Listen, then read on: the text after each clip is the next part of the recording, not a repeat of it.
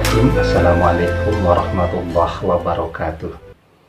Bapak-bapak, ibu-ibu, mas-mas, mbak-mbak, khususnya adik-adikku sekalian yang dirahmati Allah dimanapun Anda berada, kembali di IIP Channel bersama saya, IIP Wijayanto. Kali ini kita akan membahas tema biarkan mantan saja yang mumet berpisah denganmu.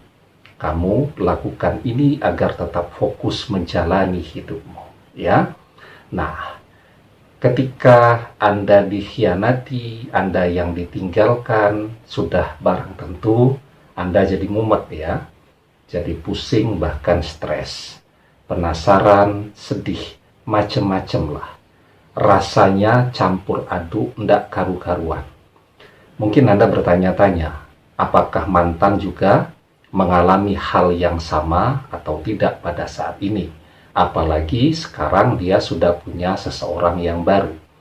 Ini sebenarnya keywordnya, punya seseorang yang baru. Anda tahu ya, handphone baru, harganya mahal, iklannya canggihnya luar biasa. Ketika handphone ini baru Anda miliki, itu pasti Anda juga akan melewati satu fase yang namanya pusing, ya, beradaptasi dengan teknologinya, beradaptasi dengan berbagai fitur-fitur canggih yang ditawarkan. Bahkan pada tingkat yang paling frustasi, handphonenya canggih, handphonenya mahal, tetapi teknologi yang Anda gunakan cuma teknologi basic, ya. Artinya yang Anda gunakan ya yang biasa Anda gunakan saja dengan handphone sebelumnya. Paling aplikasi tambahannya chatting WhatsApp, pakai Line, main Facebook, email, kan begitu.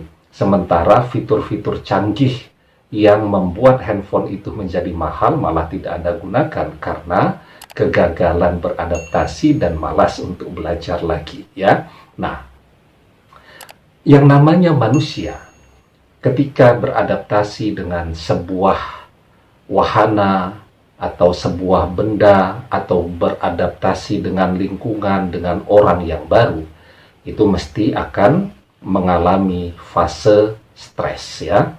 Anda pindah nih dari rumah Anda ke sebuah lingkungan yang baru.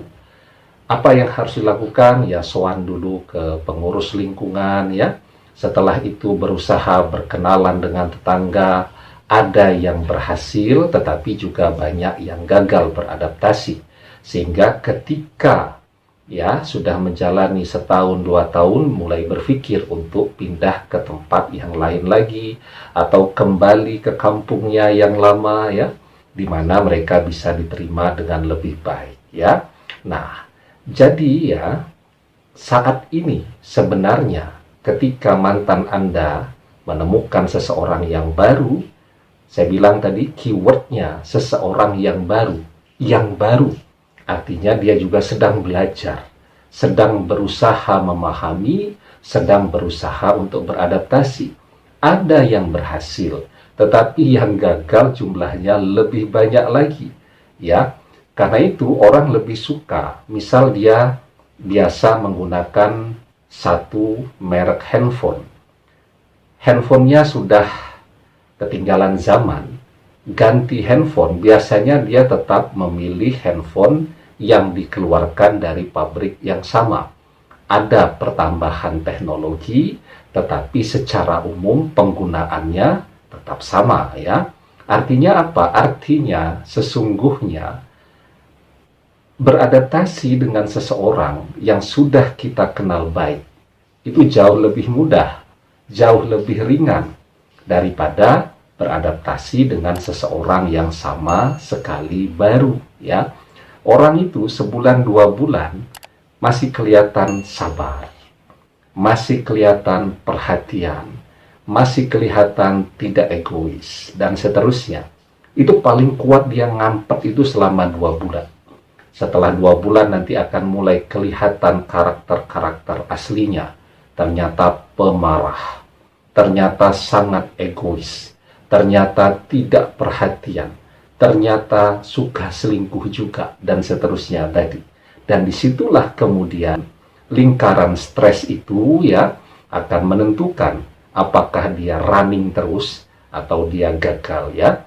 Maka saya katakan yang berhasil ada, tetapi yang gagal ketika orang mengganti pasangannya tadi jumlahnya jauh lebih besar lagi. Apalagi pada bab orang-orang yang sudah menikah. Orang tuh ya yang sudah pernah menikah ya, kemudian bercerai. Ya, dalam ilmu fisika itu ada namanya teori kelembaman. Ya, jadi lembam. Orang terbiasa ya. Jadi ketika dia pernah bercerai dan merasakan bahwa perceraian itu adalah sebuah solusi yang gampang, saat dia punya suami baru atau istri baru begitu ya, maka pada saat ada persoalan, kalau orang belum pernah bercerai, opsi perceraian itu opsi ke-100. Ya, benturan, dialog, rembukan, diskusi, curhat dari hati ke hati, dan seterusnya akan dilakukan segala cara untuk mengembalikan situasi menjadi normal. Tetapi bagi orang yang sudah pernah bercerai, maka opsi perceraian ini naik dari peringkat 100 ke peringkat 1. Ada persoalan sedikit, mesti kalimat yang keluar adalah kalimat atau kata pegatan, bercerai, berpisah, dan seterusnya. Itu jawaban kenapa begitu banyak orang kita lihat usia baru 30 tahun, tapi suaminya sudah 3 atau 4 orang, atau istrinya sudah diganti 2-3 kali. Karena ketika orang pernah merasakan solusi itu 1 kali saja, maka dia akan ketagihan untuk mengulanginya berkali-kali. Ya, nah, karena itu seberat apapun persoalan, saya selalu nasihatkan, hindari mengucapkan kalimat pisah, talak, cerai, pegatan, balikin aku ke rumah orang tuaku, itu harus dihindari betul. Ya, bagi yang pra pernikahan juga begitu. Ketika orang sudah biasa, ada persoalan, pisah, ganti pasangan yang lain, pisah, ganti pasangan yang lain, dan seterusnya. Ya, ini akan terbawa terus sampai dia menikah nanti. Ya, jadi bagi dia, ketika ada persoalan, solusinya adalah mengganti orang. Ya, bukan memperbaiki pasangannya, dia juga harus memperbaiki diri agar relasi tadi menjadi lebih baik. Ya, nah, apa yang harus Anda lakukan nih sekarang ya, biar Anda tidak mumet?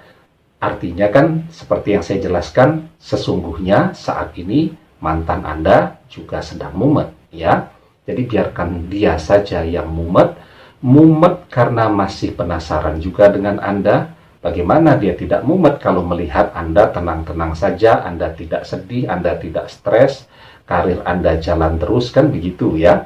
Sementara dia pada saat ini harus belajar beradaptasi dengan seseorang yang masih sangat baru, yang dia belum kenal karakternya ya, dan seterusnya. Nah, maka biarkan dia yang mumet. Anda harus tetap fokus menjalani hidup Anda ya. Nah, saya sarankan memperbanyak membaca surat Ar-Rahman berikut terjemahnya ya. Insya Allah di setiap rumah mestinya sudah memiliki Al-Quran dan terjemah ya. Kalaupun belum memiliki ya, bisa menginstal berbagai aplikasi Al-Quran berikut terjemah, berikut tafsir, sekarang sudah lengkap sekali ya. Nah, jadi nanti dibaca berikut terjemahnya. Di dalam surat Ar-Rahman itu ada 31 kali kurang lebih ya ayat fabi ayyi ala'i rabbikuma tukadziban, itu diulang kurang lebih 31 kali ya. Apa artinya? Artinya, maka nikmat Tuhanmu yang manakah yang masih engkau dustakan?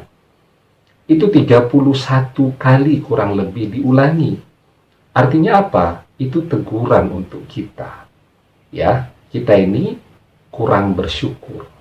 Ya, tidak bersyukur atas nikmat kesehatan, nikmat karir yang baik, nikmat rezeki yang terus mengalir, sehingga ketika satu kenikmatan sedang diuji, berupa perginya mantan tadi, seakan-akan kenikmatan yang lain itu kita lupakan.